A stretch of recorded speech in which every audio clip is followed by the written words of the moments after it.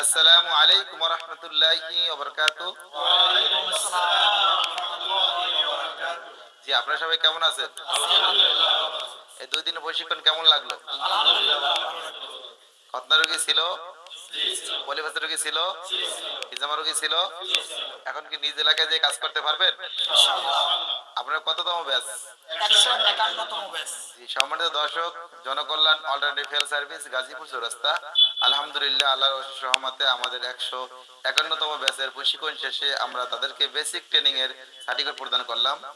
আসসালামু আলাইকুম ওয়া রাহমাতুল্লাহ। আমার নাম মোহাম্মদ জাকারিয়া হায়দার, বাড়ি হচ্ছে কুমিল্লা। আমি নোয়াখালী সুবর্ণচর একটা প্রতিষ্ঠানের দায়িত্বে আছি। আলহামদুলিল্লাহ, এই 2 দিন এখানে প্রশিক্ষণ করে আমার জীবনের জন্য একটা নতুন একটা অধ্যায় আমি সূচনা করেছি। ইনশাআল্লাহ আমি আমার গ্রামের বাড়িতে গিয়ে আমি কাজ করব। আসসালামু আলাইকুম, আমি মেহেদী হাসান জুনায়েদ, কিশোরগঞ্জ অষ্টগ্রাম থেকে আসছি। আমার পেশা শিক্ষকতা, assistant teacher Islamic studies, BHMS দাঁড়ি একজন ডাক্তার, সে সাথে ফার্মাসিস্ট করেছি।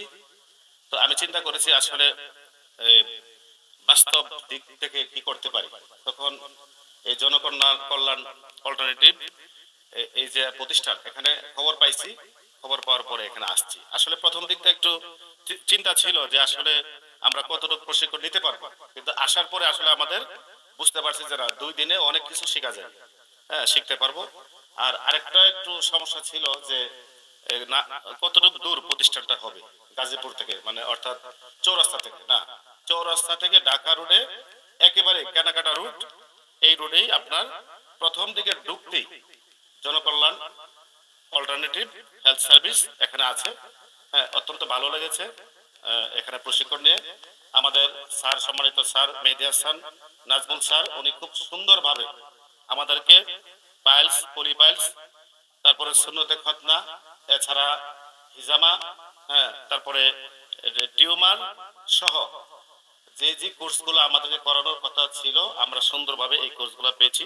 এই জন্য স্যারকে অসংখ্য ধন্যবাদ। ভারতপুর থেকে আসছি, আমার নাম মাসুল এখন রনি।